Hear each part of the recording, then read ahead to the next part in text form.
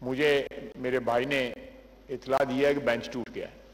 Bench टूट गया है, चलें उसका जो आउटकम है वो देख लेते हैं कि उसके बाद क्या अदलिया क्या रुख इख्तियार करती है। लेकिन मैं ये बात रिकॉर्ड पे लाना चाहता हूं कि हमने 3-4 महीने 5 महीने जो है आप की सरबराही में इस ऐवान ने बार बार इस चीज को हैमर किया है, उसको एम्फसाइज किया है कि अदारे एक दूसरे की जो जुरिस्डिक्शन है या टर्फ जो है उसको तजावज ना करें। और जब ये तजावजात होते हैं तो फिर जो है अदारों में तसादम की कैफियत जो है वो बन जाती है।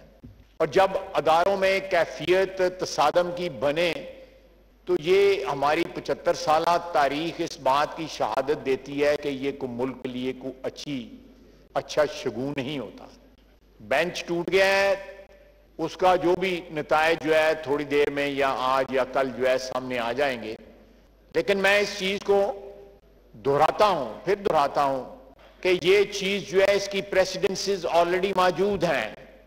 जिन लोगों ने ये मसला उठाया है उनके सियासी मोटिव्स हैं, उनके मकासद जो है सियासी हैं। आप भी उन लोगों को जानते हैं, मैं भी उन लोगों को जानता हूं। कोई ढके छुपे अजाइम नहीं है उनके ग्रीवियंसेस जो हैं अपनी अपनी सियासी पार्टियों के साथ हैं। दे आर अटेंशन सीकर्स कि हम भी यहां पे मौजूद हैं। आप जानते हैं उन लोगों को, आपकी मुस्कुराहट बता रही है कि वो आप बड़ी अच्छी तरह जानते हैं उन लोगों को। तो अगर उनको अटेंशन नहीं मिल रही तो ना आपका कसूर है, ना मेरा कसूर है, ना इस ऐवान का कसूर है। जिन लोगों का ट्रायल हो रहा है, हमारी तारीख के अंदर इस किस्म के जराइम पहले किसी से सरजद नहीं हुए।